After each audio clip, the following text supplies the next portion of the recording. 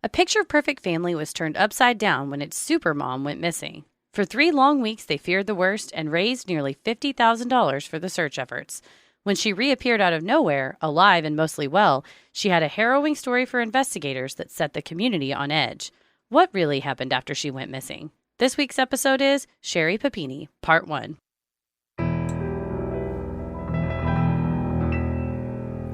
A bump in the night, your heart fills with dread. Probably a murderer who wants you dead. It could be a ghost, a demon, or worse. Perhaps you're the victim of a witch's curse. It's hopeless, you're doomed. You'd call a priest if you could. You'd rather just listen to Sinisterhood.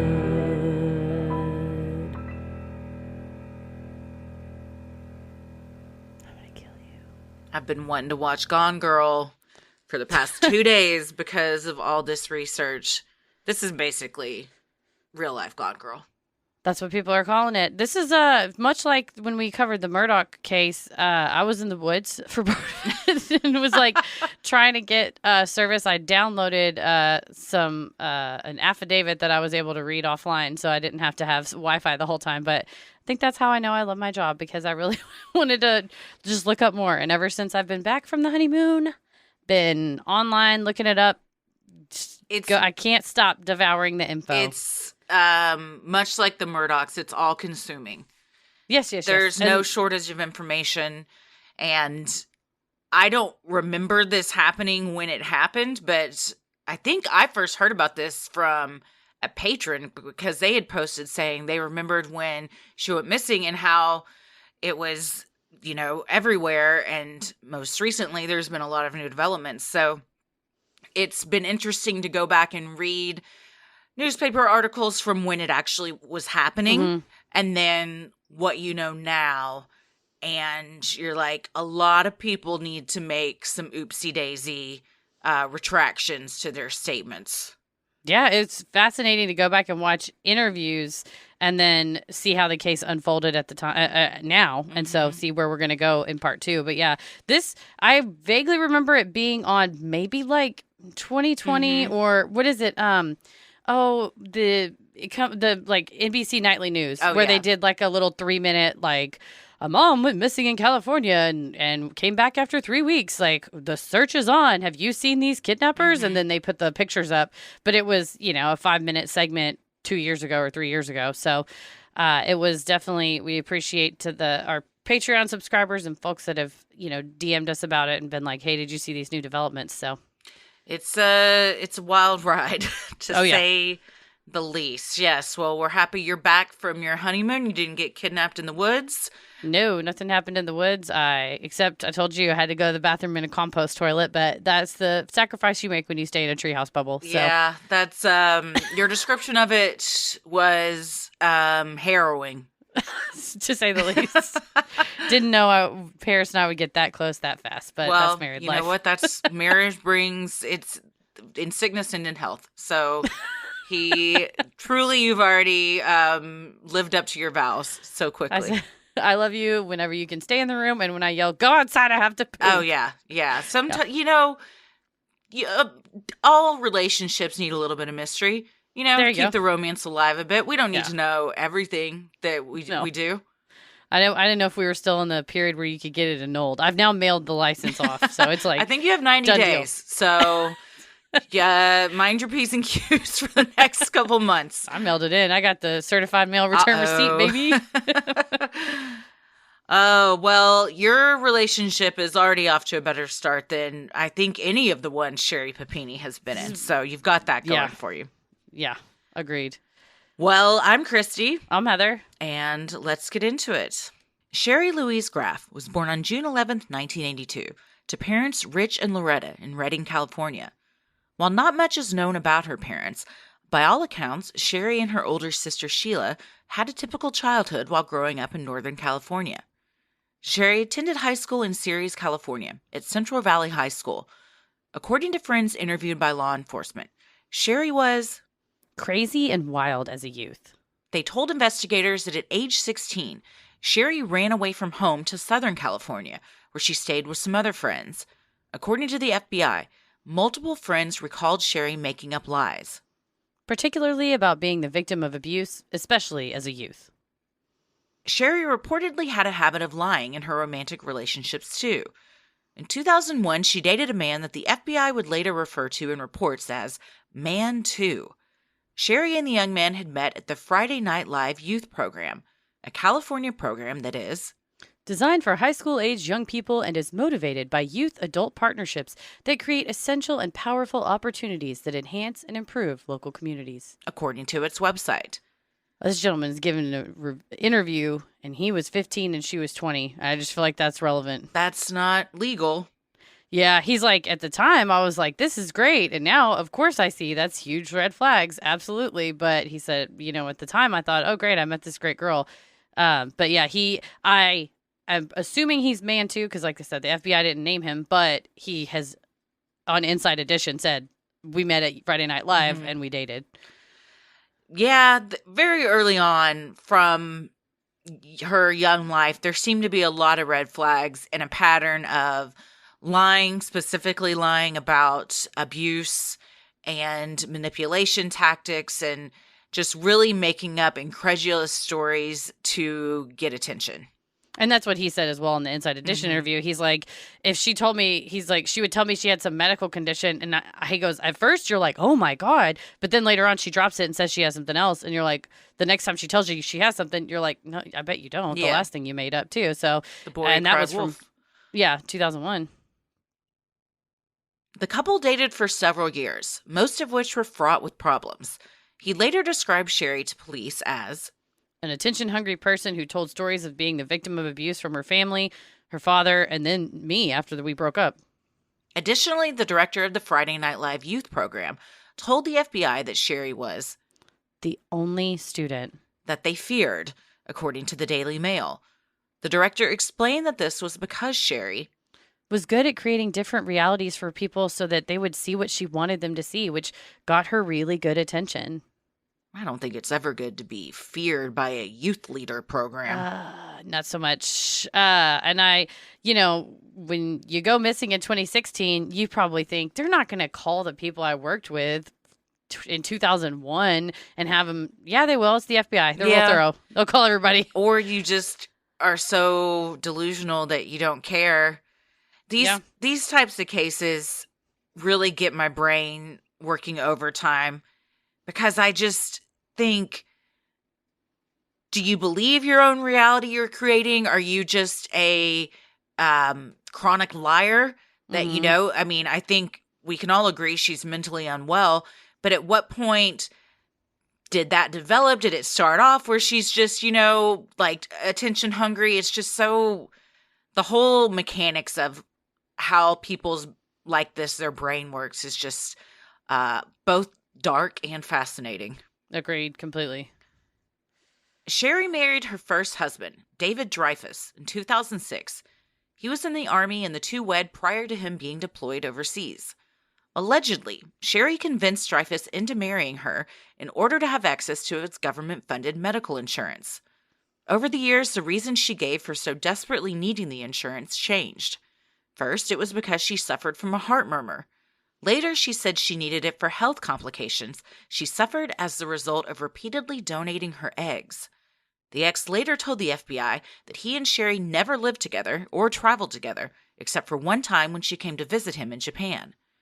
2 years later, when Dreyfus returned to the States, Sherri told him she had met someone else and wanted a divorce. Dreyfus agreed, and the two were divorced in September of 2008, according to the Shasta County Court. And he's given interviews that have, substantiated all this. He gave the information to the authorities. And, if you're happy with a marriage of convenience and you're fine with that, well, you're like, it doesn't bother me. I'm not going to be home. So do whatever you want. Live in the house. If you both agree to that, then that's fine. The man Sherri said she had met while her husband was overseas was actually someone she had met over a decade earlier. She had reconnected with her 8th grade boyfriend, Keith Papini, and the two had begun a romantic relationship. Of her relationship with Keith, Sherri wrote on her blog, "It all started with a first kiss in middle school. He was in 7th grade, I was in 8th. I never imagined my middle school first kiss would turn out to be my husband. Echoing Sherri's sentiments, Keith told People magazine, She was my first kiss in 7th grade. You never forget your very first kiss. do you remember yours? Nick Carter from the Backstreet Boys. Oh, that's right. Yours is like epic. I believe mine was named Matt Jones, which sounds like I'm making it up, but I think that was He goes actually to a his name. different It school. was just very basic. Matt Jones. Yeah. What is it? What does she say on Brady George Bunch? Glass. George Glass. Yeah. It's George Glass. George Glass. Despite being legally married to David Dreyfus at the time, Sherri documented on her wedding blog how she and Keith happily moved in together in 2006, writing, Keith and I decided it was time for him to move in with me in December 2006. He moved into the townhouse I had been renting for the past 2 years. It was an interesting test to our relationship. Luckily, Keith grew up with an older sister and a wonderful mother, so he was already adjusted to the territory of living with girls. I, however, did not have brothers and was unaware of just how foreign living with a guy was going to be. Of course, we got on each other's nerves and got to know each other's habits. Thank goodness before we decided to get married. Aside from driving each other crazy, we became a lot closer as a couple and built a great foundation for our marriage. this blog is so nauseating. It's like her wedding blog from 2009. I mean, there's all these blogs about how they met in their first apartment and when he proposed, but then there's tabs of the wedding party and everyone, and I'm like, I would want my name removed from this blog if I was on this, but also like appointments that they had said, RSVPs. I mean, it's like their whole wedding website. It's just public. It's still up in public, yeah. Yeah. So it's very interesting when I was reading, and I even messaged you, I was like, I need to make sure, because I'm reading that she was married to this guy, David Dreyfus, during this time, but unless she's trying to manipulate time, all of these things on this, which isn't within the realm of possibility, but all the dates she lists and the dates of like meeting with wedding planners and coordinators and getting their engagement pictures taken are all during the time when she's married to him. Yeah. So I was like, no, you're right. And the divorce certificate's right. And everything is right. It was just the marriage of convenience. They had an agreement. And I didn't realize at the time he was overseas the entire time. So that makes more sense. But yeah, I mean, I think again, it's kind of when you put all the pieces together and you're like, oh, and she was also like okay with that. Yeah. They seem to be trucking along with the new relationship. And I believe Keith knew about it because he knew that she had he later said, yeah, she needed the medical insurance because of her heart murmur. And then there were also stories of, well, I think it's because she was donating her eggs a lot. Who knows if any of that's true? None of it's been confirmed. But she got her insurance. But she did get the insurance, yes. The sham marriage worked. Sherri also recounted when Keith proposed to her on a romantic trip to Half Moon Bay in 2008, months before she was divorced from David. He walked me over to a little gazebo and said that he wanted to read me my birthday card. The sun was setting on the ocean. The waves were crashing. He read me a 2-page tearjerker. I was crying my eyes out. I went to wipe away my tears and closed my eyes. When I opened my eyes, he was on one knee. Sherri, I love you. I want to spend the rest of my life with you. Will you marry me? I almost fainted and then screamed, yes. She doth protest too much. Her blogs are, I mean, it just screams of someone just begging for people to think I have this beautiful, amazing life and it's just storybook perfect. And, you know, I mean, this whole engagement one goes on and on about how they went into the restaurant and everyone was congratulating them. And I mean, it was, you know, it's just real over the top and just so saccharine sweet that it makes your teeth hurt. Especially, I mean, if it was like, I mean, maybe it was true, but if I didn't, I think believe what my quote to you was, I hate this woman with the burning passion of 1,000 suns. Like, right. If I didn't feel the way I do about her, maybe this would all be sweet, but I just read it as, you're such a liar. You're a monster. Yeah. And so it's like, yeah, did that part happen? Maybe. And they go in the restaurant and one person goes like, oh, hey, nice. Good for you guys. And she's like, they stood and gave us a standing Right, yeah. ovation. And you're like, did they? Yeah, yeah. But it is like, you're right. It's all about cultivating an image. Yes. It's very like wanting to control a narrative, cultivate the image. And like the person from the Friday Night Live said, wanted to create this different reality so that we all have to see it how she wants us to see it. Yes. And this was before Instagram. Yeah. So yeah, but this is very, like what we even see now with social media, when people compare themselves to things they see on Instagram, and it's like, but they're cultivating exactly what they want people to see. And this is the same type of thing. Yeah. And it's photoshopped or the right angles or whatever. Yeah.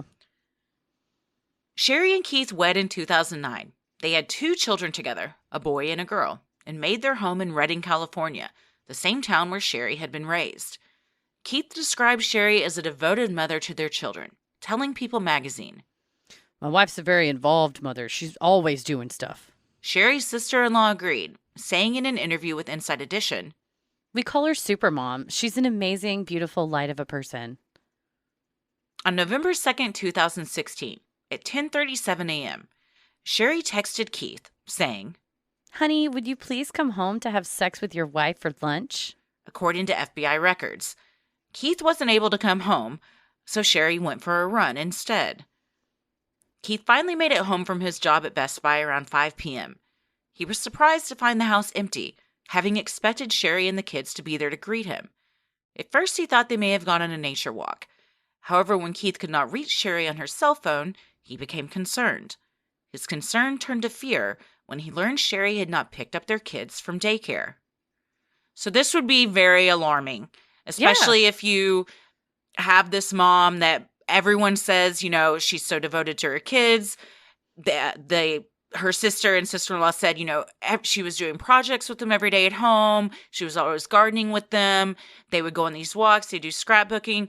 So to know that they didn't get picked up, if I've got a call from Ella's school and they're like, Tommy hasn't picked him up, and I knew I would immediately go into panic mode. Yeah, because you're like, that's our routine. We have our routine every day. Like, you do this at this time, I do this at this time. And when there's not a text going, hey, not going to make it to pick up the kids, do you think you could swing by? Or don't worry, I called my mom to come get the kids. It's just radio silence. And then also, your children, luckily they were at a daycare. Somebody had them. Yes. But still, you're like you said, your stomach drops and you're like, what's happened? She would never do this. Especially when it's your kids. It's not like, oh, she forgot to go to the grocery store. It's like, she forgot to pick up our offspring.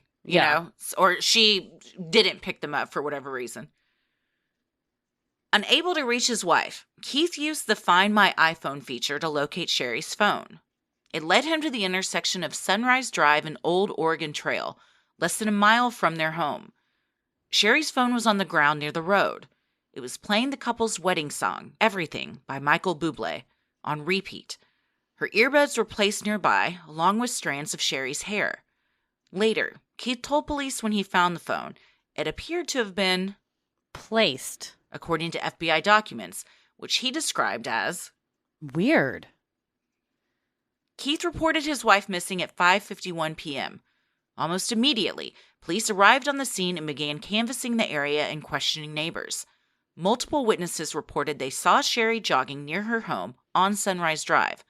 One witness told police they saw her around 11 a.m., with another saying it was 2 p.m. Both agreed Sherri was wearing a pink running jacket at the time. Yeah, that's, as a neighbor, you just kind of clock it. Like, there's about 5 or 6 people in our neighborhood that walk every day that I would know. And if they go like, hey, did you see Derek walk by today? I'd be like, oh, yeah, I think it was, this was on TV, so it must have been around this time. That you clock it in your head like, oh, there goes Sherri. You don't think, there goes Sherri. She's about to go missing. Yeah, and Keith said from their house to a mailbox down the road was like a mile. So she would run that to and from to do like a 2-mile run, because where they lived was kind of rural. And a lot of the streets were either, just gravel or they were paved, but, it was almost, there's not like curbs and stuff, it kind of just like goes into the grass, more of like a country setting. A countywide and later state and countywide search for Sherri began. Police searched their home and found nothing out of the ordinary. However, a search of Sherri's phone revealed something unusual. She had 2 numbers saved as women's names that actually belonged to men.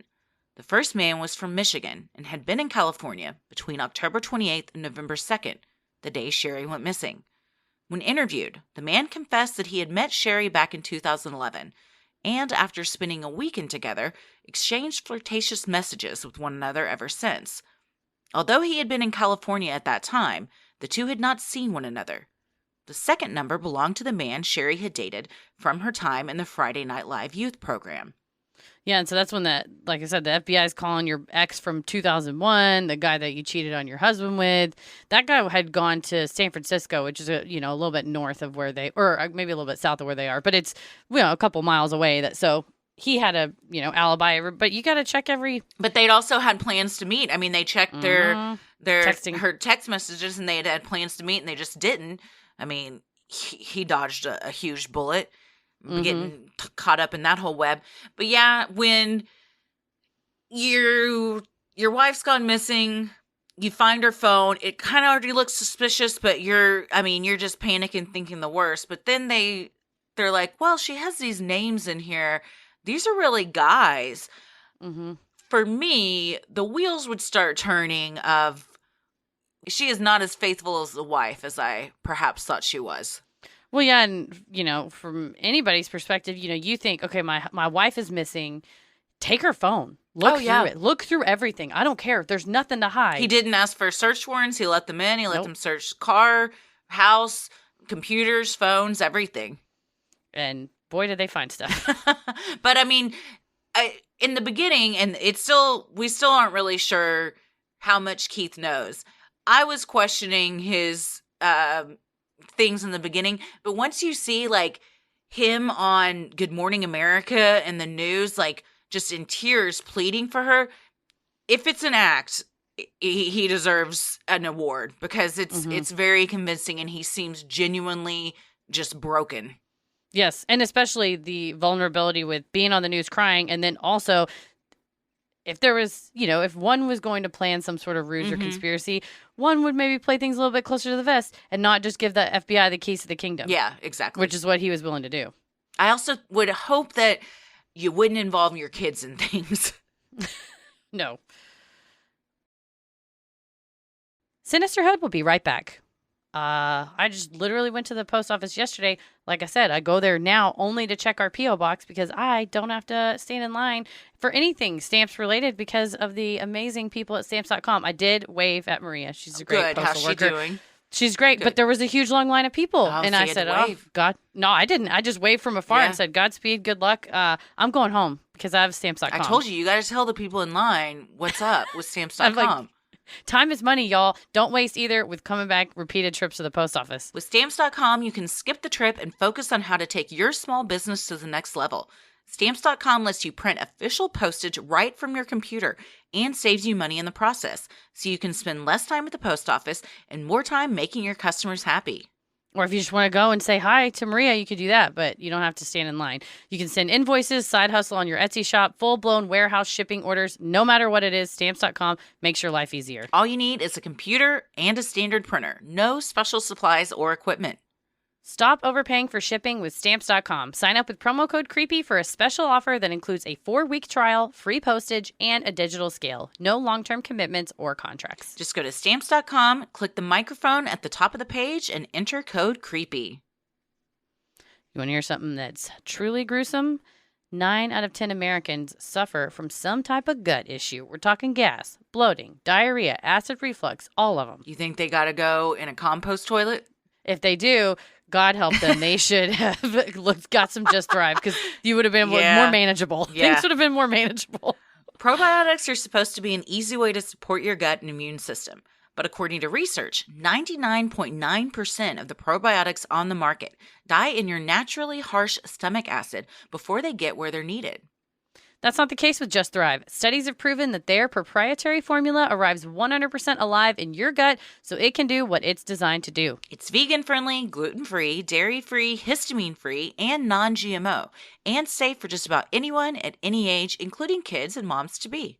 Plus, it's been loudly endorsed by some of the biggest health luminaries on the planet. So if you're looking to give your body the crucial immune and digestive support it needs so you can feel your absolute best, there's nothing like the award-winning Just Thrive probiotic. Get 15% off when you go to justthrivehealth.com and use code CREEPY at checkout. So excited because I'm home from my honeymoon. Right? I bet you missed that bed. I missed it every city, every bed I was in. I was like, you're telling me fine. the treehouse didn't have a Helix mattress? They said, do you have any suggestions for us? I got a suggestion. How dare you, first of all, for not having a Helix mattress. But I could not wait. We couldn't drive fast enough for me to get home and get in my Helix. Well, Helix Sleep has a quiz that takes just 2 minutes to complete and matches your body type and sleep preferences to the perfect mattress for you. I took the Helix quiz and I was matched with the Moonlight Luxe model because I wanted something that felt both soft and gives me the firm support because I sleep on both my side, back, and also my stomach sometimes. Just go to helixsleep.com/creepy. Take their 2-minute sleep quiz and they'll match you to a customized mattress that will give you the best sleep of your life. Helix is offering up to $200 off all mattress orders and 2 free pillows for our listeners at helixsleep.com/creepy. That's helixsleep.com/creepy for up to $200 off and 2 free pillows. With no sign of 34-year-old Sherri and what looked like evidence of foul play, her friends, family, and the entire community of Redding was shook. Violent crime had been on the rise in Redding, and everyone feared that Sherri had been abducted. Keith's older sister, Suzanne, told the Desert Sun, I would say my personal reaction is that it's twofold. One is that it's good to have some sort of clue. The other portion is that it really points to that she's been taken. I mean, she wouldn't just drop her phone if she were running away. So at least it's giving us some kind of information, but it's pretty, we're sick. This is a pretty sickening situation. Suzanne concluded, It's terrible. I'm just in a state of being emotionless so that I can do what needs to be done and take care of my brother. This is where things just get disgusting.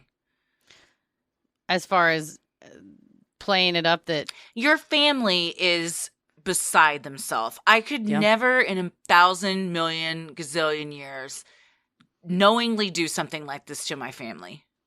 Yeah. I mean, and at this point, they all thought, truly, she's been kidnapped. Oh, yeah, for sure. That's what I'm saying. Like, Keith said the children, because I believe at the time they were 2 and 4, that's young enough to not really fully understand what's going on. Thankfully, they're older now. Mm-hmm. So, probably the internet. Yeah, they got the internet. And I mean, they're only going to get older and find out more stuff as they do. But it's just, to know that you're putting your family through such grief is just, you're a monster. Well, and statistically, most times when someone like this goes missing, they are not returned safely. Correct. They do not live. So after a certain number of hours, and all glory to the law enforcement in this case. They worked the case. They worked hard. They were really out there looking. Do they do that with all missing people? Not usually. But in this case, it was really high profile. And she was a very attractive white blonde woman. Yeah. And I mean, we know statistically they're more likely to get more resources put towards them. It's just a fact. And on top of that, you have a family that's doing what they can, which they think is grieving publicly in the media to try to make some sort of a plea to the kidnappers. Raising money. But part of you in your gut probably does think, yeah, the cops are working hard. Yeah, we're raising money on GoFundMe, but she's probably dead. Yeah. Yeah. I mean, I believe if the show said the title of another, or what is it? Not another. The first 48. If the title of the first 48 tells us anything, after 48 hours, statistically, they're not coming back. So after a week, I mean, your heart is just, every day that passes, you're just more and more grief stricken. Mm-hmm. Sadder that you're like, this is the new normal, is just her not being around. Yeah. The following day, a massive search involving law enforcement on both the ground and in the air was underway. Police began looking into 290 registered sex offenders that lived in the area surrounding where Sherri was last seen. Within 24 hours, Secret Witness of Shasta County, a private nonprofit made up of citizens dedicated to preventing and solving crimes in their community, announced a $10,000 reward for any information leading to the whereabouts of Sherri Papini. By the next day, Sherri's family announced they would contribute an additional $40,000 for a total reward of $50,000. And they had the GoFundMe going. Yeah, I mean, they're doing everything they can. They're doing everything that anyone would do to try and get their loved one back. Yeah, and the GoFundMe said, every dime will be spent to try to bring her home and whatever we need to, and people saw it on the news and started donating. Mm-hmm. Just like me and those Eagles. We got a refund. You did? Yeah. Check the card. It automatically refunded. Wait, you donated on the company card? No. Oh, you mean just your person? Just you check also your personal... donated. Oh, okay. Correct. I have not also checked, donated. so perhaps I got Not a some refund. monster. I was going to allow my $50 to go to whatever bird needed it the most, so I was fine with it being gone. You can now reallocate that $50 to another. You know what? Bird. I will, because I had already allocated it for the Eagles, so now I'm going to donate it to the Dallas, the Audubon that's a great idea. wildlife thing. That's what I'll do. Desperate to find their loved one, Sherri's family turned to the media. An emotional Keith tearfully pleaded for his wife's safe return on a local news station. Bring her home. I'm coming, honey. I'm trying. I'm doing everything I can, and I love you. Keith was cleared of any possible involvement in his wife's disappearance after passing a lie detector test. Additionally, Sheriff's Lieutenant Anthony Burnane said that there was no physical evidence linking Keith to the disappearance and that his alibi of being at work checked out. I mean, everyone always looks to the husband, but he was pretty quickly cleared of any kind of wrongdoing. Mm-hmm. Yeah, and again, he was submitted himself to a lie detector test, let them search everything, let him talk to his employer. I mean, it was an open book. Yeah. 15 days after Sherri was last seen, the website sherripapini.com suddenly appeared online. While it was unclear who set up the page, it called for the immediate release of Sherri and promised a ransom for doing so. The post went on to say that the deadline for her release and subsequent reward was 5 a.m. on Wednesday, November 23rd. The benefactor for the ransom remained anonymous. However, a man named Cameron Gamble, who described himself as a kidnap and ransom consultant, according to Redding.com, said he would be the one to facilitate the transaction. Law enforcement, who was not working with Gamble, cautioned the Papini family against the plan. They warned them this could be very dangerous and make them the targets of scam artists. Yeah, once you start getting on Good Morning America, even in the local news, you start going, people are going to come out of the woodwork, volunteer to help you. If people know at minimum there's a $50,000 reward, and I believe later I saw something that the anonymous donor, at one point I think they said it was like $100,000, but at the time they weren't telling anyone what it was. But if someone knows that, like, oh, we could just show up and beat the shit out of somebody and get this money that they're going to have in a suitcase or whatever. Like, I remember when I lived in Florida, that was a thing that happened to this old woman who her dog was missing. And there were missing dog posters all over town where I lived. No. And it was a Boston Terrier, and I had a Boston Terrier at the time, so I was, like, very invested in the story. And she posted a reward, and somebody said, oh, we have your dog, we'll meet you. And then they just, like, beat her and took her money. And, like, police came out on the news and were like, this is a thing that's pretty common. Like, if you're going to offer a reward, make sure you do so, like, in a very public place, have someone with you, or have it be, like, at a police station. Because there's a lot of bad people out there that will do a lot of bad things for money. Yeah, and take advantage. And the Daily Beast called Gamble a obscure self-defense coach who appears to have inserted himself into a woman's disappearance to parlay it into fame and fortune. They called him a shady hostage negotiator. So it was weird. It was very strange. And he was very defensive, saying, I have done nothing to impede the investigation. Nothing I'm doing is illegal, blah, blah, blah, which perhaps that's true. But also, you could be causing a lot of damage to this case. Yeah, and there's too many cooks in the kitchen. Yeah. They don't need you. Yeah, Cameron Gamble, fake name. As of November 20th, 2016, law enforcement had served more than 20 search warrants and had received over 400 tips on the possible whereabouts of Sherri, according to Redding.com. Still, the Supermom could not be found. When the November 23rd deadline for Sherri's release came and went, the ransom money, an amount that still remained undisclosed, was combined with the $50,000 reward money, according to a video posted on social media by Cameron Gamble. On November 24th, around 4:30 a.m., California Highway Patrol responded to several 911 calls that reported a woman running in the middle of Interstate 5 in Yolo County, approximately 146 miles south of where Sherri Papini had last been seen. The woman was Sherri, and she was in bad shape. She had a chain around her waist that bound one arm, and bindings around her wrists and ankles. She had managed to flag down a passing motorist for help who called 911. She was taken by ambulance to a local hospital where she was examined and cleared of any trace of narcotics or any signs of sexual assault. Doctors immediately began treating her for multiple bodily injuries. Yeah, and I think it was the truck driver saw her. I mean, she was Yeah. in the middle of the highway waving. There's also footage from a church that was nearby that captured her. She first ran down the road to the church and to see if anybody was there. So you see her, in the distance from this camera, just hauling ass toward the church. And then a few minutes later, she runs back the other way because no one was there. So she goes back to the road, and that's when she flagged down a motorist.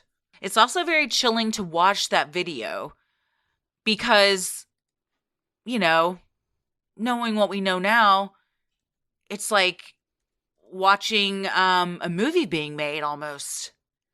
Well, yeah, or just kind of seeing the part being played out. Yeah. Like in all its, that it's what's really going on, but she's still playing this part. And 4:30 in the morning, running around the dark on the highway. That's dedication's method. Friends and family had gathered earlier that morning at the annual Turkey Day Trot to release yellow balloons in honor of Sherri and to pray for her safe return. 2 hours later, they got the call that she had been found. For the next few days, Keith barely left his wife's side. He recounted their reunion in an exclusive statement to Good Morning America. It read in part, "Nothing could have prepared me for what I was about to see upon my arrival at the hospital, nor the details of the true hell I was about to hear. My first sight was my wife in a hospital bed, her face covered in bruises ranging from yellow to black because of repeated beatings, the bridge of her nose broken. Her now emaciated body of 87 pounds was covered in multicolored bruises, severe burns, red rashes, and chain markings. Her signature long blonde hair had been chopped off. She has been branded, and I could feel the rise of her scabs under my fingers. She was thrown from a vehicle with a chain around her waist, attached to her wrists and a bag over her head. The same bag she used to flag someone down once she was able to free one of her hands. Sherri was taken from us 22 days ago and suffered incredibly through both intense physical agony and severe mental torture. My reaction was one of extreme happiness and overwhelming nausea as my eyes and hands scanned her body. I was filled with so much relief and revulsion at once." I imagine it is very shocking to walk in and see your loved one like this. He said that the cops told him, brace yourself for what you're about to see, but, I don't know if you're ever fully prepared to see that. And then as she recounts the hell she has been through for nearly a month, I mean, you're so happy she's back because by 3 weeks, you're holding out hope. But like we said, you're assuming we're probably not going to see her again. And then she just turns up almost 200 miles away on the middle of a road with a wild-ass story. Yeah, and I mean, there's, documentation of the injuries. Like she did have yes, there's pictures. Bruises on her face. Oh, yeah. Yeah. So she was it beat makes up. you sick. Yeah. Yeah, it makes you, as the spouse, you think, God, I just wish I was there to protect her. Mm-hmm. As Sherri described the torture she had endured for the prior 3 weeks, police collected her clothes for evidence and DNA testing. Rather than the running tights and top she had been wearing when she went missing, Sherri had been found wearing a sweatshirt and sweatpants. Testing showed the DNA of an unknown male, not Sherri's husband. After uploading the DNA to CODIS, law enforcement was unable to find a match. So, yeah, it's interesting that it is male DNA. Yes. Over the course of the investigation, officers from the Shasta County Sheriff's Office and agents of the FBI interviewed Sherri several times. Initially, she stated she did not trust law enforcement. Rather than have officers interview her, Sherri would only respond to questions asked by her husband. She told investigators that her abductors told her police were involved in her kidnapping, which explained her hesitation. Sherri quoted her abductors, saying, "She was laughing at me, saying, 'No one believes you. Everyone thinks you ran away. No one believes you. Guess what? The buyer's a cop. They're never going to find you.'"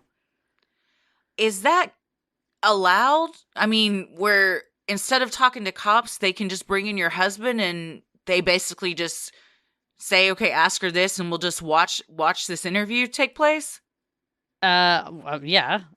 You can have, if the police will let you have somebody in the room with you and you're fine with them being in the room with you, it's a little bit like shun, like unshun. Yeah. Tell them this, reshun. Like, I hear you. You hear the question from the cop and then he just repeats it to you. You know that we can see and hear you, right? Sherri, we're sitting right here. We're all in the same room. But yeah, they said that, yeah, she would just be like, I can't talk to them. I don't want to tell them anything. I don't trust them. Well, she's creating a narrative right from the beginning of like, they told me you were involved. Yeah. Right from the start, Sherri described her abductors as two Hispanic women, saying, "There was an older one and a younger one. They were Hispanic. They spoke Spanish a lot." She claimed the abductors always wore masks and gloves. She described entire personalities of each of them, including that the older one was mean, while the younger one was seemingly reluctant, according to the FBI. Sherri described their physical appearances, including hair type, weight, height, the sound of their voices, and the thickness of their eyebrows. She said the younger abductor wore large hoop earrings and had hairy arms. She also said both of them were clean and smelled of detergent. It was highly detailed. A lot of descriptive characteristics, a lot of details. Like I said, entire personalities. She talked about the older one would scream at her and the younger one would be more gentle. Like when she was trying to take a shower, they would take her into the shower. The younger one would stand behind her, hold her up. When the older one would scream at her that she was taking too long, the younger one would, be like, it's okay, take your time. Mm-hmm. Real good cop, bad cop type of scenario. I had the exact same description for my imaginary friend as a child, so I relate. Oh, that they did all the bad stuff and you were the good one? No, well, they all had personalities. You'd be like, yeah. Then they did this. This is what they look like. Yeah. This is what, I mean, she was down to like, what she said that the older one's eyebrows were thick and bushy, but the younger one looked like she had plucked her eyebrows too much. Again, she doth protest too much.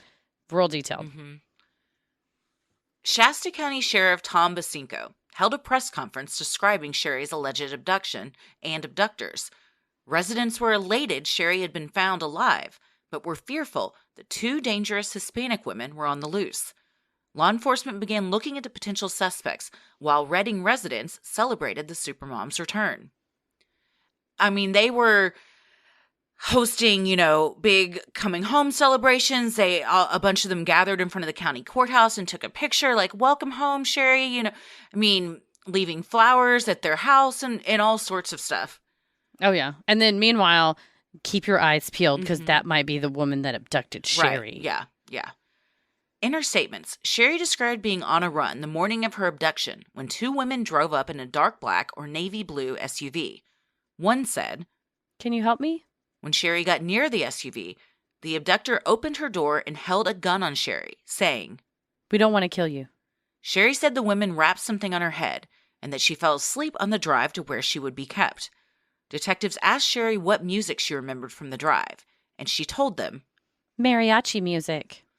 So she's going above and beyond to really hammer home that these are Hispanic women that did this to her. She also said, they said, okay, well, if it was music playing, was there commercials? So could you tell maybe where you were at? Like, come to the Dallas Civic Center or what, where they mention a city or something. And she's like, there were never any commercials. It was just music. Well, but also I was asleep.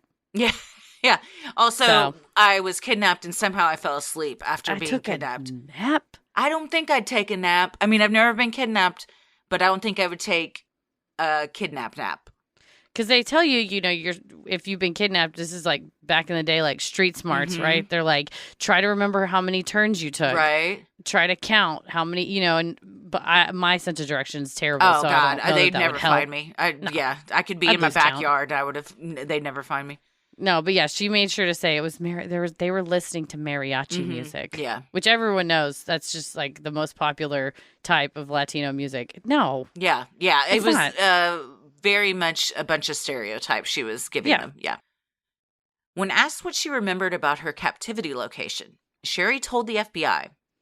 They would play music loudly, that really annoying Mexican music. She gave agents details of the types of food she was fed and the layout of the bedroom and bathroom she was held in.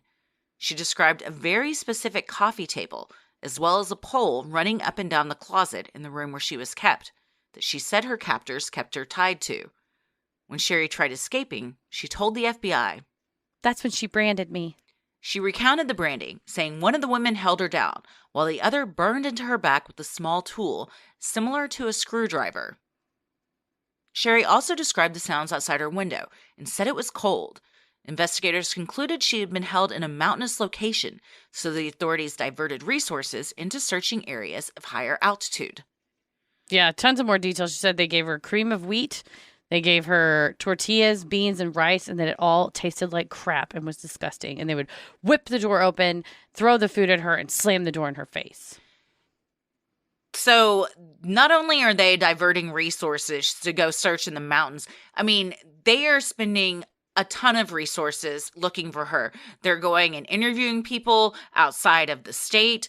They're sending law enforcement everywhere. I mean, this is costing taxpayers thousands and thousands of dollars to not only to when they were trying to search for her, but now trying to find these alleged abductors.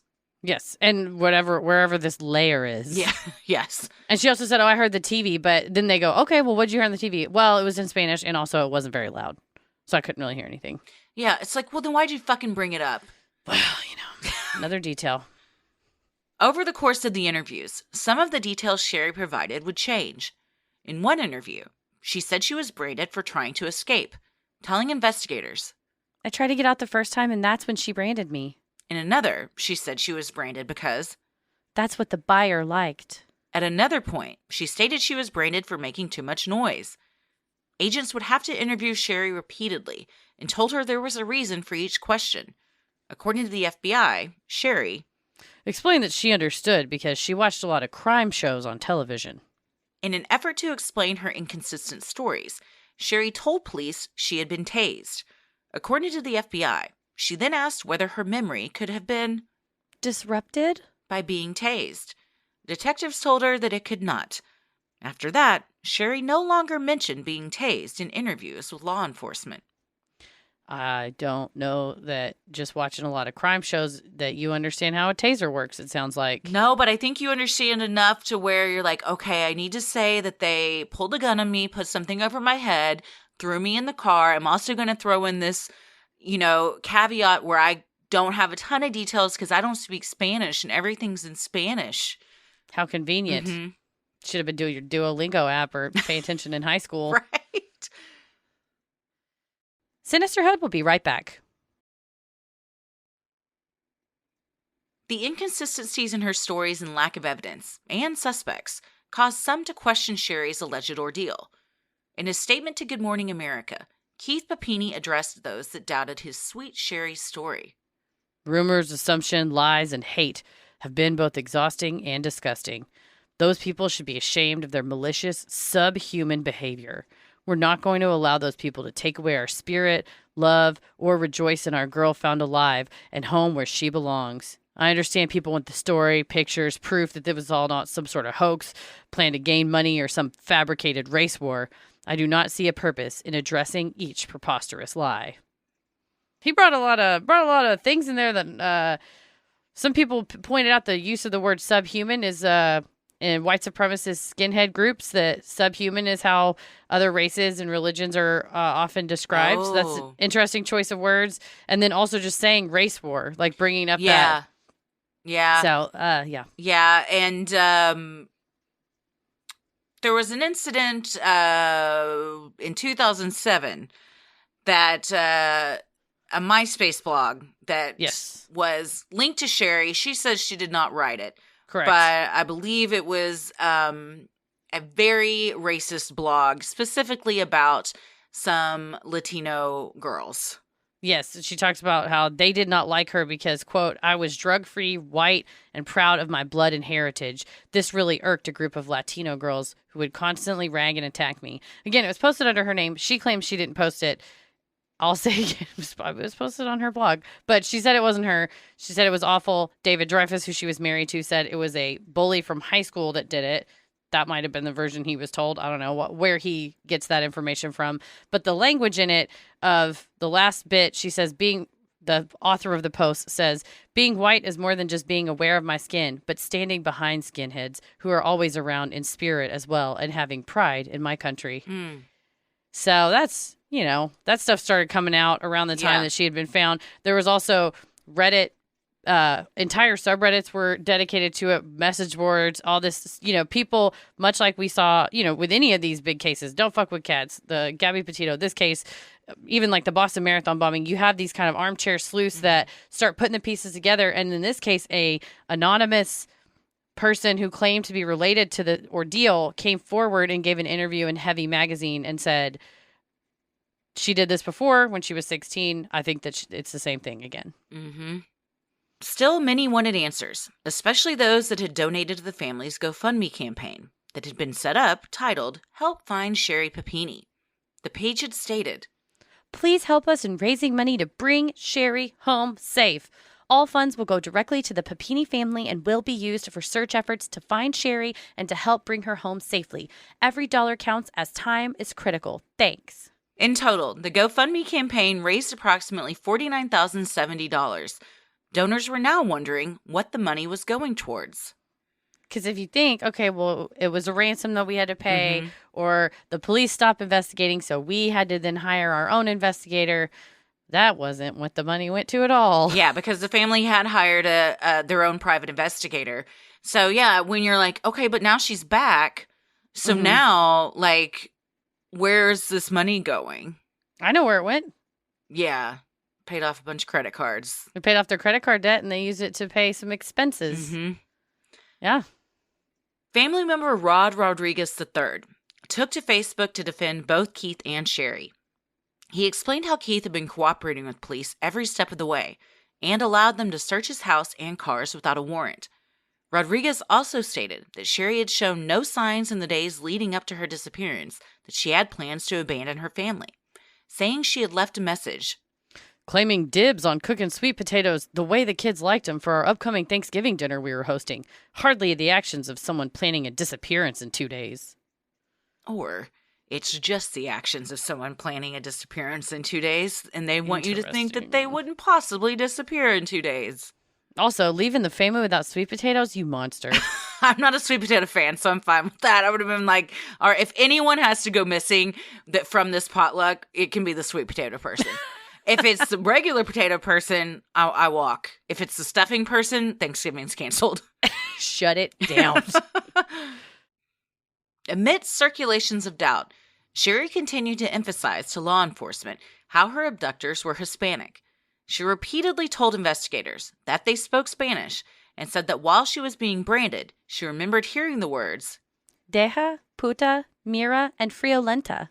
She told investigators she couldn't provide them more information because of the language barrier, saying, I listened so carefully, but it was all Spanish. When they did speak English, Sherri quoted them as telling her, We sell you, and buyer's cop.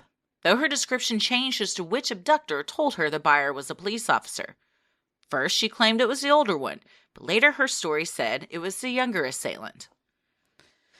Deja is let me go or let do that. Puta is a slur for women. It's like a derogatory term for women. Mira is like look, and friolenta is somebody that gets cold easily, like a female that gets cold easily or is like sensitive to the cold. So interesting that, and she also said she heard some other phrases like, oh, they talked about medicine, they talked about traffic cameras, they talked about gambling. So just kept saying, well, it was in Spanish, so I didn't know. At one point during the interviews, Sherri related how she tried to fling herself onto the younger captor during shower time, causing Sherri to cut her foot and have it drip blood. However, images of Sherri's foot from the hospital the day she was found showed only a scrape. Her husband showed photos to investigators in an attempt to corroborate her story, but the injury did not match her description.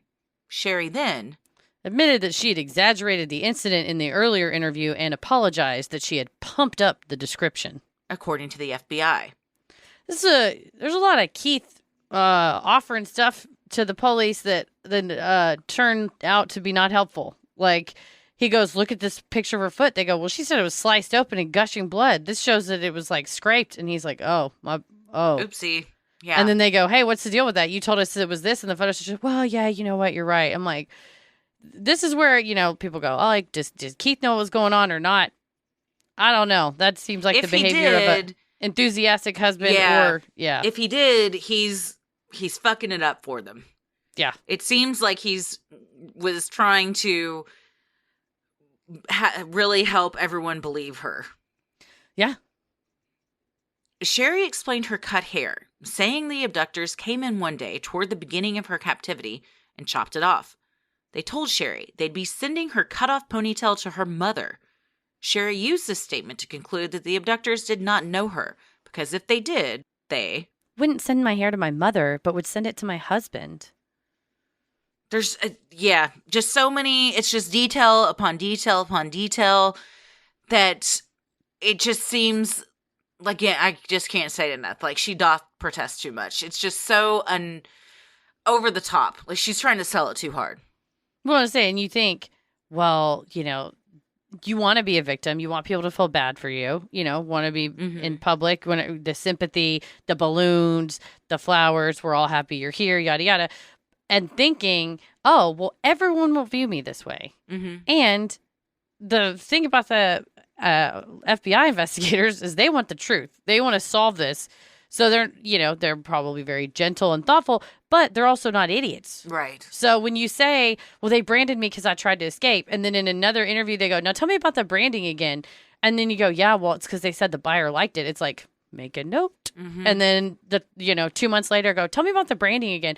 Oh, well, I made too much noise that one day and they came in branding. They're like, take a note. Mm-hmm. So it's like, you may think that you're real, real smart, but they got a lot of records. And I noticed in the affidavit, it said she came in and gave an interview, all of which was recorded and transcribed. Mm-hmm. All of which was recorded and transcribed. So it's like they have page after page of what you've told them. And not even the most cunning of a maker-upper could remember each lie that they've told. No, especially when they're so detailed and over the top. You got to keep your lies simple if you want to be able to keep track of them.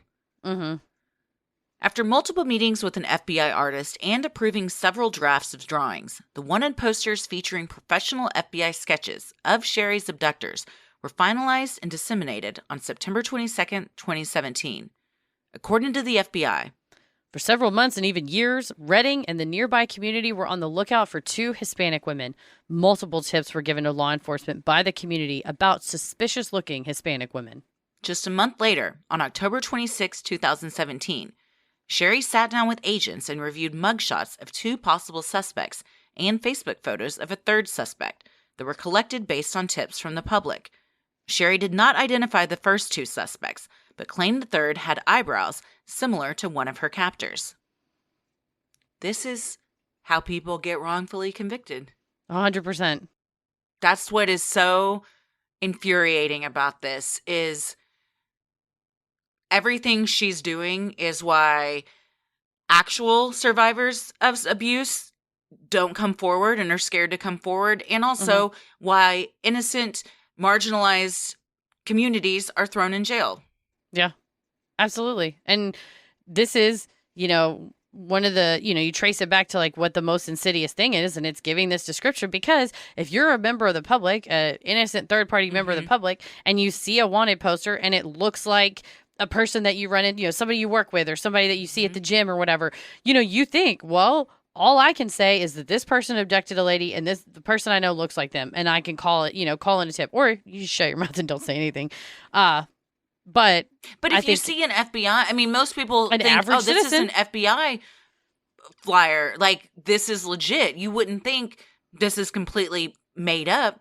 No, you think it says on there, it doesn't just say, this is a person, we may want to talk to him in connection with it. It says, these people are armed and dangerous. Yeah. And so if you think, oh my gosh, this person's rolling around with a gun, they're willing to snatch people off the street, I got to call it in. I'm doing a favor. I'm doing my community service by calling it in. And then the agents go, okay, well, let's get their pictures off social media. Let's get their mugshots, whatever. We'll take it to the victim. So it's like this chain of events gets set off where it's kind of everybody's, doing what the average blank would do. The average citizen, the average investigator, whatever would do. And meanwhile, innocent people's mugshots and Facebook photos are getting caught up in it. Mm-hmm. From the day she was found on November 24th, 2016, through September 2019, Sherri was interviewed by law enforcement officials at least 3 times, and either she or her husband contacted investigators with additional pieces of information at least 7 times. Some additional information came about in Sherri's therapy sessions, for which the people of California were footing the bill. Another piece of information came from a visit to Dick's Sporting Goods, where Sherri shut down near the gun section and told her husband a black Ruger revolver was the gun involved in her kidnapping. Her husband also called in with a specific description of a coffee table that Sherri had remembered, a piece of evidence that would come in handy for investigators down the road.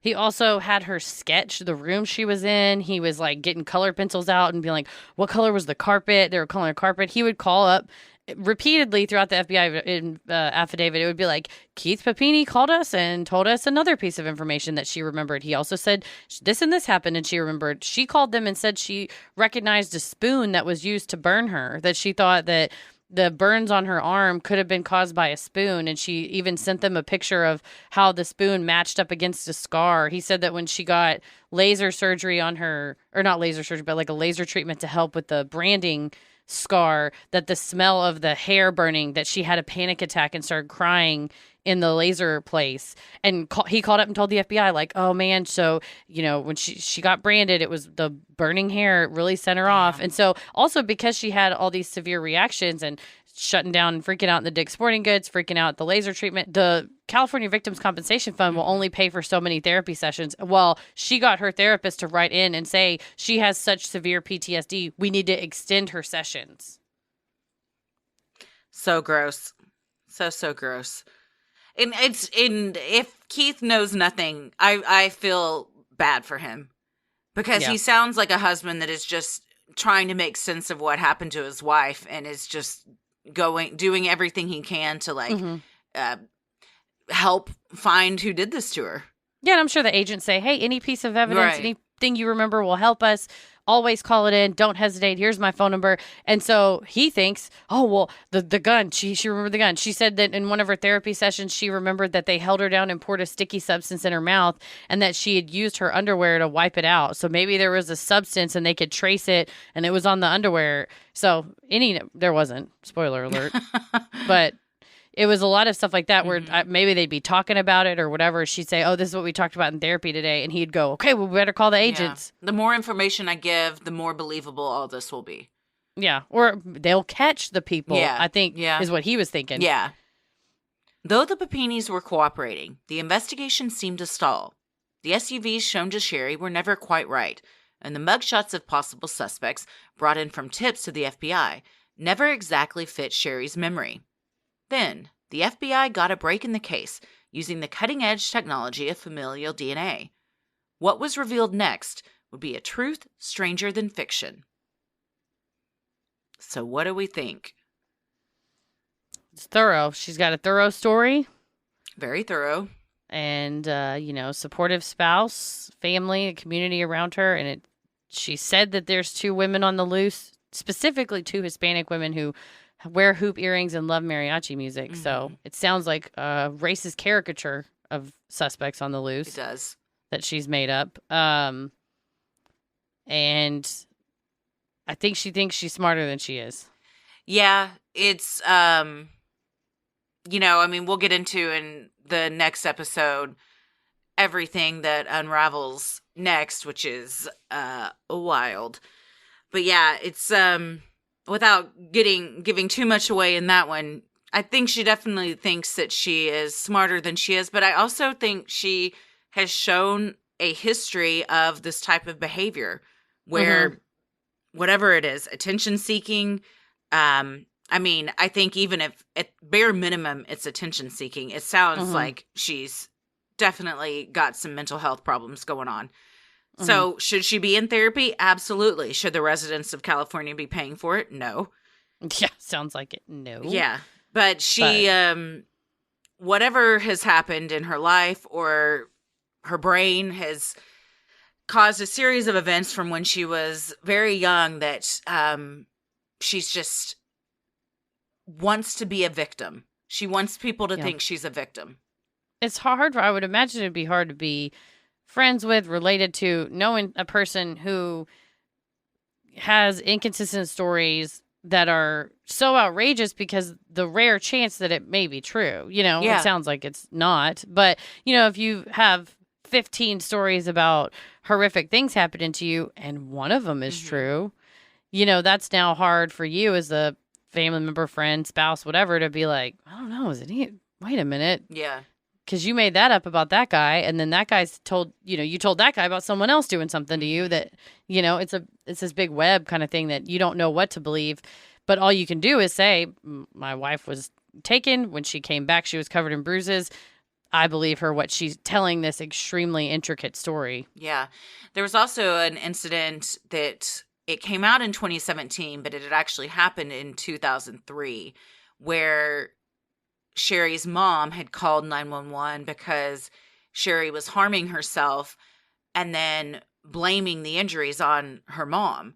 Mm-hmm. And, multiple friends and boyfriends had also said she always said her family was abusing her. And so even I think the family knew of her propensity to do this kind of thing. So it makes you wonder, when she did go missing and all of this is going on, does a little part of you say, is this true? Did you see, there's 1,000 clips on this case, and I know each of us have seen stuff the other one hasn't, but did you see the one with her parents where her mom's saying, all we want is for Sherri to come home? No, I haven't.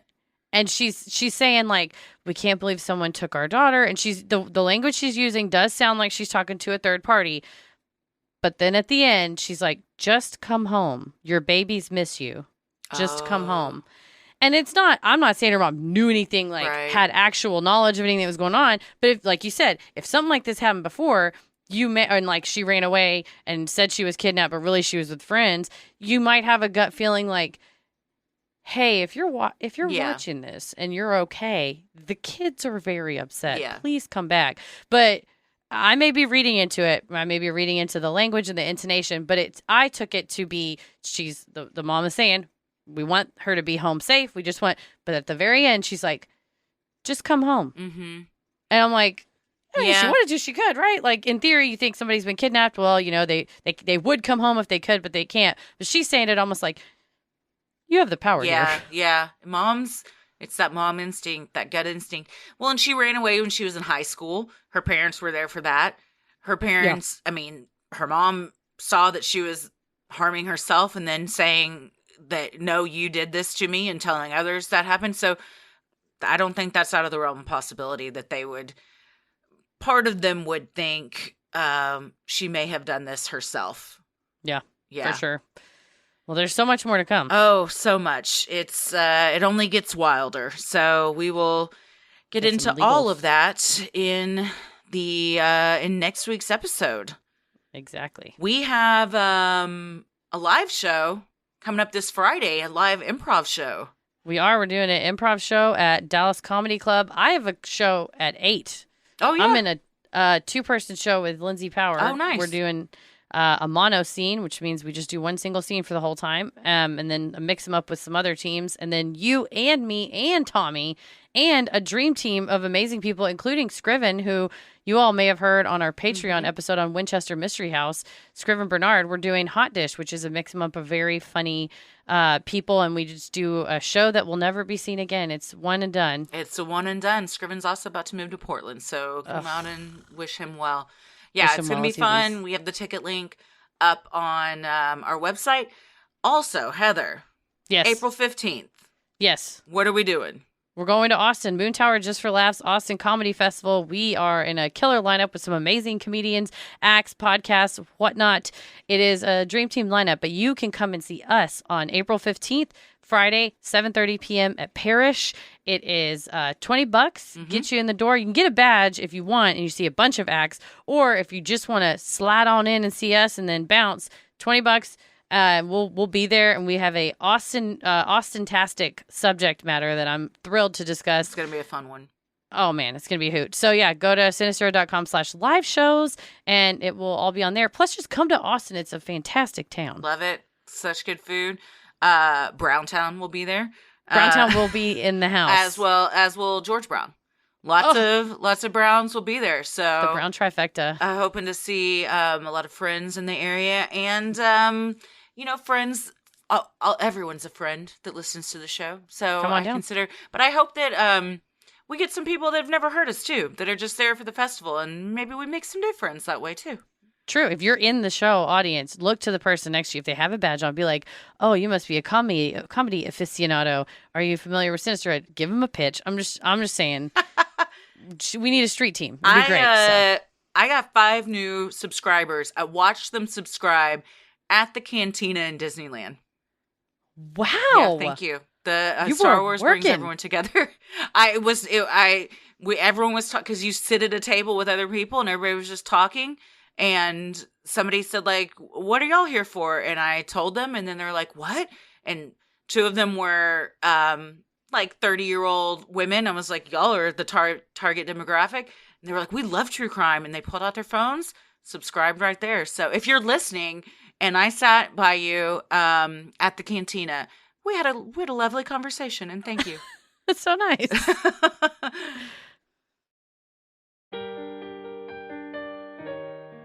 We love providing Sinisterhood to you at no cost. So if you like what you hear, consider supporting the show by donating to our Patreon. We're a small operation, creating the show for you by researching, writing, recording, and producing it ourselves. Any amount is sincerely appreciated and helps offset the cost of making and hosting the show.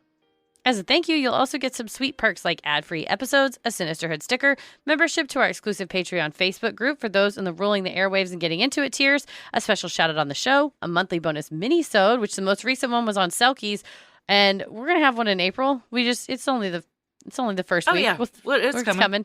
It's coming. And then Patreon exclusive video and audio content, including we do Am I the Asshole's Relationship Advice, Judge Christie, Dear Sinister, Wedded Drama, True Crime Headlines, Unpopular Opinions, and more. You also have the fun perk of access to our Discord server, where you can connect with other fans in real time and discuss the latest in true crime, share personal ghost stories, or just post adorable pictures of your pets. We hop on occasionally, and we host monthly Q&As on Crowdcast, where you can ask us all your burning questions. For patrons not in the U.S., you also have the option to pay in pounds or euros, saving you the cost of the conversion fee. Annual memberships for all tiers are also now available. Those that select this option will be rewarded with a free month of membership. We also have our monthly live stream, which I think we forgot to mention, but we got that in addition to the Q&As too. Oh, it's a hoot and a holler. Last one we did was wedding themed. Thank you for the indulgence. It was my wedding week. It was a great way to spend it with Patreon subscribers who we shared some wild wedding stories. Oh, they were great. And if you want to hear that, you can go, and all of that is the replays are available immediately when you sign up. So you can, even if you weren't there live, you can still watch them. For more details on all of this and specific member tiers, visit Sinisterhood.com and click Patreon on the top banner. And make sure you stick around after our sign-offs to hear your shout-out. So many of you have been tagging us in pictures of you sporting your sweet Sinisterhood merch. Keep those pictures coming. And if you want to get some cool Sinisterhood swag like t-shirts, mugs, totes, and even clothes for your kiddos, visit Sinisterhood.com and click Shop in the top banner. The best thing you can do to help us grow is like, review, and subscribe on Apple Podcasts, Spotify, or wherever you listen to your podcasts. And please tell a friend who you think would like us to check us out. It means so much to us and really helps podcasts like us get more exposure. You can follow us on Instagram and Twitter at SinisterhoodPod and like us on Facebook at Sinisterhood. We also have YouTube and TikTok. Christy, where are you at on the computer? I am on Instagram at Christy M. Wallace and on TikTok and Twitter at Christy or GTFO. Heather? I am on Twitter at MCK versus the world and on Instagram and TikTok at Heather versus the world. As always, the devil rules the airwaves. Keep it creepy.